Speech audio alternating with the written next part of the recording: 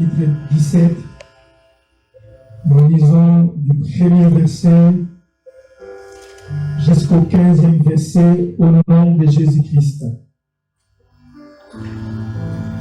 La Bible dit, Élie le Tishbite, l'un des habitants de Galade, dit à Akab, l'Éternel, le Dieu d'Israël, dont je suis le serviteur vivant, il y aura ces années-ci pas de rosée, ni pluie, sauf sur ma parole.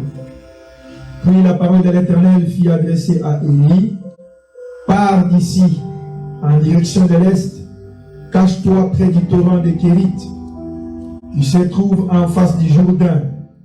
Tu boiras de l'eau du torrent, et c'est au corbeau que j'ai ordonné, de te nourrir. Élie partit, se conformant à la parole de l'Éternel. Il alla s'installer près du torrent de Kérit qui se trouve en face du Jourdain. Les corbeaux buvaient de l'eau du torrent, mais au bout d'un certain temps, le torrent fut sec, car il n'était pas tombé de pluie dans le pays. Alors la parole de l'Éternel lui fit adresser, lève-toi, va à Sarepta, qui appartient au territoire de Sidon, et installe-toi là. J'ai ordonné à une femme veuve de te nourrir. Il s'éleva et partit à Sarepta.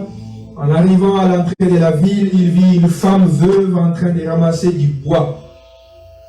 Il l'appela et dit, je t'en prie, va me chercher un peu d'eau dans une crèche, afin que je boive. Elle alla chercher. Il l'appela de nouveau et dit, je t'en prie, apporte-moi un morceau de pain dans ta main. Et elle répondit, l'Éternel ton Dieu vivant, je n'ai rien de cuit, je n'ai qu'une poignée de farine dans un pot et un peu d'huile dans une criche. Je suis en train de ramasser 2 morceaux de bois, puis je rentrerai, je préparerai cela pour mon fils et pour moi. Nous les mangerons après quoi nous mourrons. Et il dit, n'aie pas peur, rentre et fais comme tu as dit. Seulement, prépare-moi d'abord. Avec cela, un petit gâteau et apporte-le-moi. Ensuite, tu en feras pour ton fils et pour toi. En effet, voici ce que dit l'Éternel, le Dieu d'Israël. La farine qui est dans le pot ne manquera pas, et l'huile qui est dans ta criche ne diminuera pas, jusqu'au jour où l'Éternel fera tomber de la pluie sur le pays. Elle partit et se conforma à la parole d'Élie, et pendant longtemps, elle eut de quoi manger, ainsi que sa famille.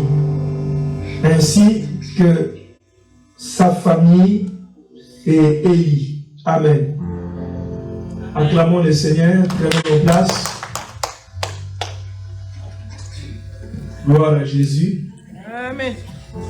Je disais, gloire à Jésus. Gloire à Jésus. Amen. Bon dimanche à tout le monde.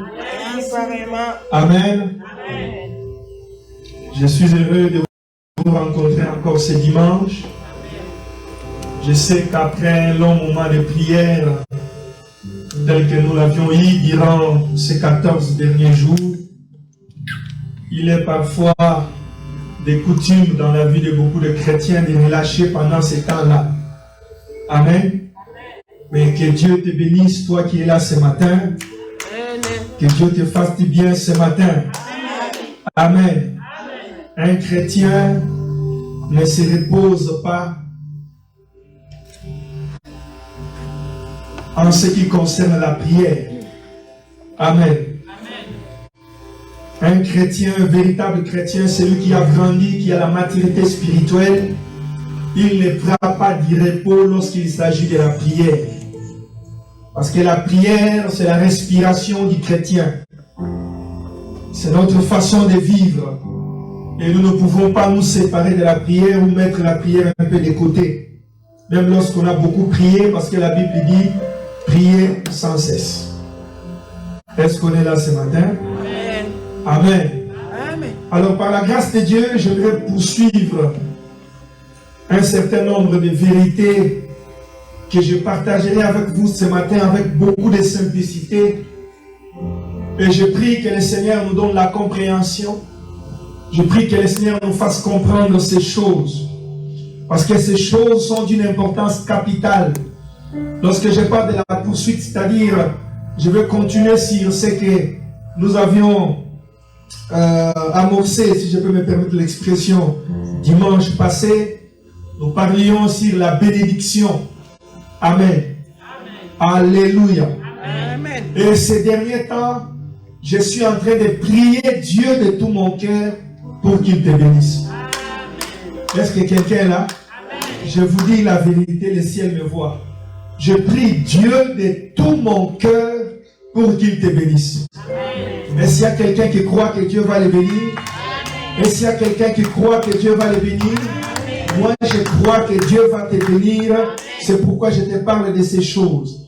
Et en priant pour que Dieu te bénisse, c'est là que le Seigneur est en train de... C'est là que le Seigneur est en train de nous révéler des choses que nous partageons. Ce que la Bible dit que dans leur détresse, ils crièrent à l'Éternel. L'Éternel leur envoya sa parole et cette parole les guérit.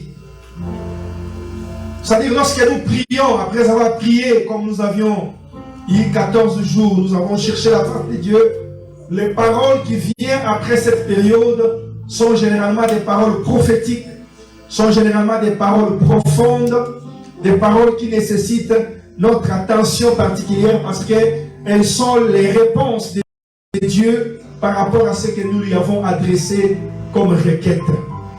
Est-ce qu'on est là? Amen. Alléluia.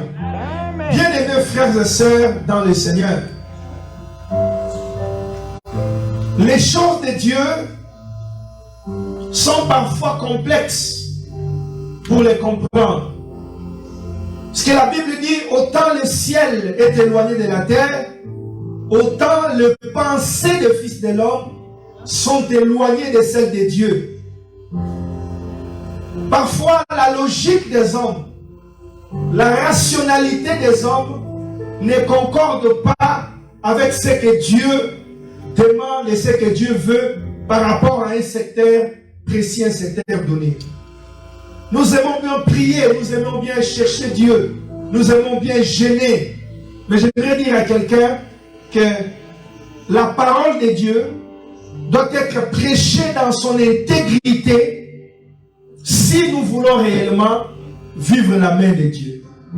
Alléluia. Amen. Alléluia. Amen. Alors, étant chrétien, ne sois pas un chrétien qui ressemble à Saoul.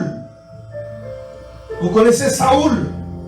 C'est roi d'Israël, c'est le premier roi d'Israël à qui Dieu avait donné des recommandations que va dans tel pays, consigne par interdit toute cette nation, détruit et ravage tout. Lorsque Saoul arrive, il voit le bétail, le bœuf gras qui était dans cette ville. Saoul décide, il se dit non. Dieu a dit de consumer la ville, mais je ne peux pas quand même brûler cette ville avec tout ce qu'il y a dedans. Alléluia. Amen. Saoul décide de choisir le bœuf gras, de les épargner, de les mettre de côté. Parce que selon lui, il s'était dit que ça, ce sont des choses qu'on ne doit pas brûler. Alléluia. Amen. Un chrétien ne choisit pas la parole qui lui plaît. Un chrétien, c'est celui qui accepte l'autorité de la parole, même lorsque cette parole ne lui plaît pas. Est-ce qu'on est ensemble? Amen. Est-ce qu'on est ensemble? Amen. Parce que ta logique n'est pas forcément celle de Dieu. Tes connaissances ne sont pas celles de Dieu. Ta façon de voir n'est pas celle de Dieu. Tu peux voir rouge quelque part, mais Dieu voit noir. Amen. Alléluia. C'est pourquoi il est important que nous puissions, en tant qu'Église, être attentifs aux paroles que le Seigneur nous envoie, aux paroles que le Seigneur nous communique. Je dis cela parce